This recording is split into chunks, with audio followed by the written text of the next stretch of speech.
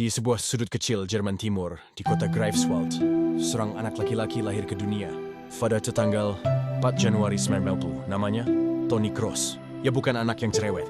Ia sesuai ramaian.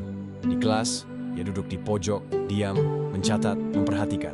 Di rumah, ia mendengarkan lebih banyak daripada berbicara. Tapi saat sebuah bola menyentuh kakinya, semuanya berubah. Sejak usia 5 tahun, Toni tahu apa yang ingin ia lakukan seumur hidupnya, bermain bola. Tapi tidak semua orang melihat potensinya. Tubuhnya kecil, wajahnya datar. Ia jarang tersenyum. Beberapa pelatih bahkan bilang anak ini tidak punya gairah. Tapi mereka semua salah. Gairahnya bukan dalam teriakan atau selebrasi. Gairahnya tersembunyi dalam setiap umpan yang presisi, dalam setiap sentuhan bola yang tenang tapi mematikan. Ayahnya Roland Kroos adalah pelatih sepak bola. Dia bukan ayah yang banyak pujian, tapi ia percaya pada anaknya. Dalam setiap latihan, Toni diperlakukan bukan sebagai anak, tapi sebagai pemain. Tidak ada perlakuan istimewa. Dan dari situlah Toni belajar bahwa dunia secara akan memberimu apapun kecuali kamu berjuang. Ibunya Birgit adalah mantan atlet bulu tangkis. Dari ibunya, Toni belajar tentang konsistensi, kedisiplinan, dan fokus. Ia dan adiknya, Felix, tumbuh di rumah yang menjunjung tinggi sportivitas. Namun, hidup bukan tentang siapa orang tuamu. Hidup adalah tentang apa yang kamu lakukan saat semua pintu tertutup. Saat Toni beranjak remaja, ia bergabung dengan Akademi Hansa Rostock. Tapi pelatih di sana tak melihat keajaiban dalam dirinya. Mereka bilang dia lambat. Mereka bilang dia terlalu lemah untuk jadi gelandang. Mereka bilang, anak itu hanya bisa mengoper. Kata-kata itu menusuk, tapi Toni tak membalas. Ia hanya menunduk dan berlatih lebih keras. Dalam diam, ia menyimpan semua cemoohan itu sebagai bahan bakar. Itu mencatat, menganalisis, mengulang-ulang gerakan hingga sempurna. Ia mulai bermain bukan hanya dengan kaki, tapi dengan otak. Dan itulah yang membedakannya kelak. Ia bukan sekadar gelandang. Ia adalah arsitek. Sampai akhirnya, Bayern Munich datang. Mereka melihat sesuatu yang tidak dilihat klub lamanya. Di usia 16 tahun, Toni harus pergi jauh dari keluarganya. Dari Greifswald ke Munich. Dari kenyamanan ke tekanan, ibunya menangis saat ia pergi. Adiknya hanya memeluknya dalam diam. Dan ayahnya berkata satu hal. Jika kamu ingin dunia mendengarmu, bicara dengan bola. Dan Toni melangkah menuju dunia yang tak pernah bersahabat bagi anak pendiam. Di Bayern Munich, Toni bersinar di tim junior. Ia memenangkan penghargaan pemain terbaik turnamen di beberapa kompetisi remaja. Ia dikenal karena visi bermain yang luar biasa dan akurasi umpan yang nyaris sempurna. Tapi ketika ia naik ke tim utama, badai datang. Pelatih Ottmar Hitzfeld memberinya debut di usia 17 tahun, salah satu pemain termuda dalam sejarah klub. Tapi setelah beberapa penampilan, Toni mulai jarang dimainkan. Pelatih berikutnya menganggapnya tidak cukup bertahan. Di bangku cadangan, Toni duduk mengamati merenung. Hari-hari panjang tanpa bermain membuat mentalnya rapuh. Tapi ia tidak menyerah. Ia mulai menghabiskan waktu menonton video pemain-pemain besar.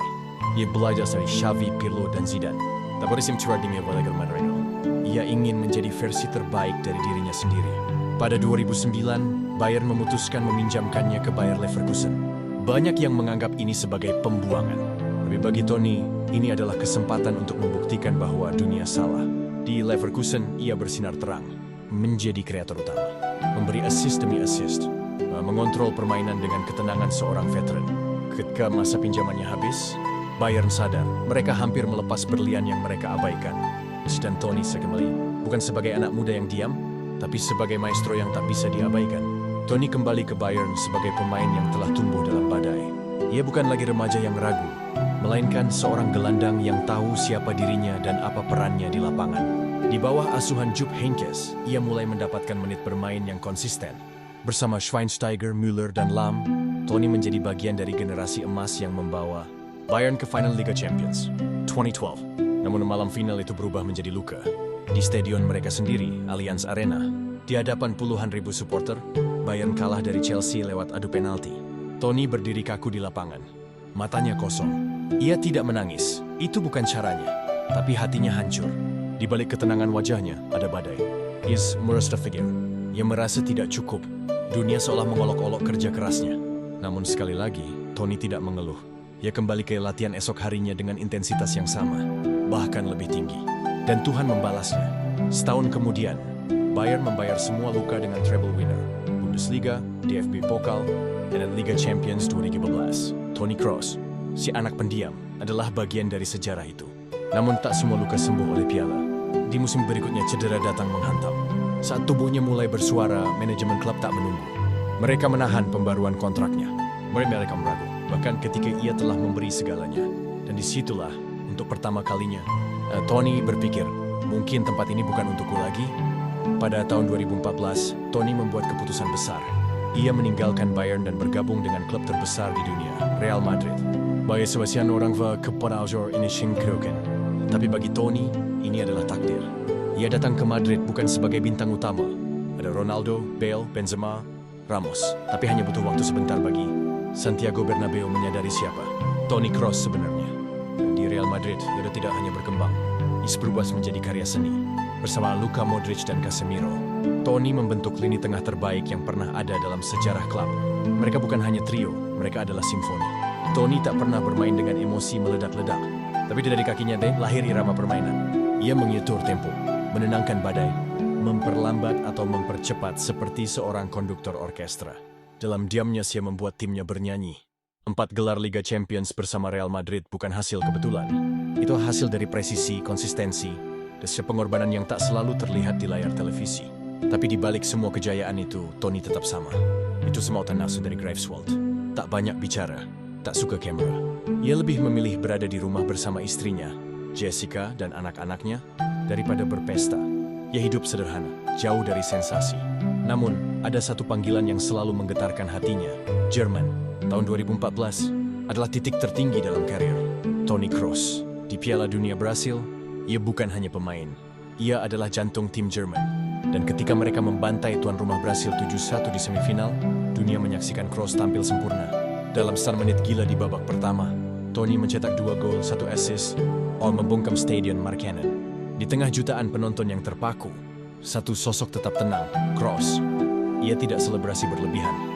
Ia hanya memeluk rekan-rekannya dan berjalan kembali ke tengah lapangan. Seperti biasa, semua dalam diam. Final melawan Argentina jadi klimaksnya. Meski tidak mencetak gol, perannya vital. Dan ketika Mario Götze mencetak gol kemenangan di menit ke-113, Kroos hanya menunduk, menatap langit, dan menutup matanya. Piala Dunia jatuh ke tangan Jerman. Dan Toni Kroos, anak pendiam dari timur Jerman, berada di puncak dunia. Namun seperti semua legenda, kebahagiaan bukan segalanya. Pada 2015, Toni kehilangan kakeknya, sosok yang selalu percaya padanya sejak kecil. Saat diwawancarai usai pertandingan, Toni mengangkat bola dan berkata, "Untuk Opa, ku tahu kamu melihat ini." Itu pertama kalinya air mata terlihat di matanya. Bukan karena kemenangan, tapi karena kehilangan. Setelah Piala Dunia 2014, Toni Kroos menjadi ikon. Sovereign pemainnya. Para legenda seperti Zidane, Xavi, bahkan Pep Guardiola menyebutnya sebagai gelandang terlengkap di dunia. Tapi seperti biasa, Toni tidak membesar kepala. Ia tahu bahwa pujian itu sementara. Bahwa dalam sepak bola, kamu hebat hari ini dan dilupakan besok. Namun, di balik semua itu ada sisi lain dari kehidupan yang jarang terlihat. Toni mulai merasa lelah, bukan hanya secara fisik tapi juga mental. Jadwal pertandingan padat, tekanan media, dan ekspektasi tiada henti membuat pikirannya semakin berat. Ia mulai bertanya, untuk siapa aku melakukan semua ini?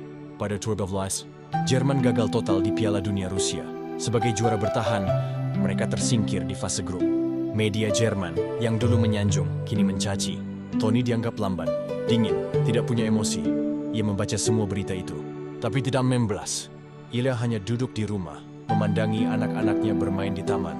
Di momen itulah, ia sadar, sepak bola bukan segalanya. Ada kehidupan yang lebih luas, yang lebih nyata, dan lebih jujur. Dari situ, Toni mulai lebih vokal soal kesehatan mental pemain. Ia bicara tentang pentingnya waktu bersama keluarga, tentang bagaimana media sering memperlakukan pemain seperti robot. Ia melamlas menjadi suri bagi mereka yang selama ini diam. Ironis, karena ia sendiri adalah orang yang paling pendiam. Tahun demi tahun berlalu, dan Toni tetap konsisten. Ia membantu Real Madrid menjuarai Liga Champions ke-14. Mereka pada tahun 2002, di usia yang tidak lagi muda bagi seorang gelandang. Tapi perannya tidak tergantikan. Ia masih bisa memberi umpan sejauh 40 meter seperti menyentuh not nada. Presisi yang nyaris tak masuk akal. Namun waktu tidak bisa dilawan. Tubuh mulai berbicara. Cedera datang lebih sering. Dan Toni tahu, akhir itu mendekat. Pada 2023, ia mengejutkan publik ketika memutuskan pensiun dari tim nasional Jerman. Alasannya bukan karena dendam atau tekanan, tapi karena ingin memberi jalan untuk generasi muda. Yes, perfecto. Aku sudah memberi semua untuk negaraku. Sekarang waktunya aku jadi suami dan ayah. Momen itu begitu mengharukan. Tidak ada air mata kuning, tapi ada kesunyian yang menggigit. Ribuan surat dikirim ke rumahnya, dari fans, dari mantan pemain, bahkan dari anak-anak kecil yang berkata, "Terima kasih ya Tony, karena kamu, kami belajar bahwa menjadi pendiam bukan berarti lemah." Ia tidak membalas satu persatu. Ia hanya membaca, diam-diam, lalu menyimpan semuanya dalam hati. Seperti biasa, tahun berikutnya Tony mulai membayangkan kehidupan setelah sepak bola. Ia tertarik pada dunia analisis, pada yayasan sosial, dan terutama pada pendidikan anak-anak. Ia mendirikan Tony Cross Stiftung, yayasan untuk membantu anak-anak yang sakit kronis. Ketika ditanya mengapa dia hanya menjawab, "Aku ingin dikenang bukan karena trofi. Story to sorai sesuatu yang lebih berarti." Dan disinilah letak keagungannya. Ia tidak butuh panggung. Ia hanya ingin memberi. Pada 2005, rumor pensiun mulai merebak. Tony sendiri tidak pernah mengumumkan dengan keras. Tidak ada konferensi pers megah. Dia odewe di mata di lapangan. Ia hanya memperbatin kepada klub. Kalau sasatnya datang, aku akan tahu. Dan seperti biasa ia tahu. Di pertandingan terakhir musim itu, Tony dimasukkan pada menit ke-70. Bernabeu berdiri memberi tepuk tangan. Tapi Tony hanya melambai pelan. Tak ada selebrasi, tak ada drama. Hanya rasa syukur yang sunyi. Usai peluit panjang, ia berjalan pelan ke tengah lapangan. Menatap langit. Lalu memeluk rekan-rekannya satu persatu. Tios doa kata yang berlebihan. Tapi semua orang tahu ini adalah perusahaan. Dan saat ia meninggalkan lapangan, semua yang pernah meragukannya, pelatih yang bilang ia lambat, media yang menyebutnya dingin, fans yang tak mengerti gaya bermainnya, akhirnya, Tony Kroos tidak datang untuk mencari tepuk tangan. Ia datang untuk meninggalkan warisan. Tidak sebuah legenda lahir dari suara gemuruh, beberapa tumbuh dari keheningan, dari disiplin yang tak terlihat, dari dedikasi yang tak pernah diumbar. Tony Kroos bukan cahaya yang membakar. Ia adalah lentera kecil yang menyala sepanjang malam, tak mencolok, tapi tak pernah padam. Itu adalah simfoni dalam permainan yang gaduh. Sebuah tarmang mungkin tak disadari itu, tapi jika hilang, seluruh irama menjadi hamba. Di dunia yang haus akan selebrasi, Tony menunjukkan arti ketenangan. Di tengah kegilaan sepak bola modern, ia tetap sederhana, tetap manusia. Ia tidak mencari sorotan, tapi justru di sanalah ia ditemukan. Anak kecil dari Greifswald itu telah menjadi legenda, bukan karena jumlah gol, bukan karena gaya rambut, bukan karena sensasi, tapi karena ketulusan. Ketika semua sudah selesai, piala, medali, sorakan, apa yang tertinggal? Bukan rekor, bukan statistik, tapi hati. Dan di hati jutaan orang, Tony Kroos akan selalu hidup. Bukan sebagai pesepak bola, tapi sebagai pengingat bahwa menjadi luar biasa tak harus bising dan menjadi hebat tak harus mencolok. Karena dalam dunia yang tak henti berbicara, diam pun bisa berbicara paling keras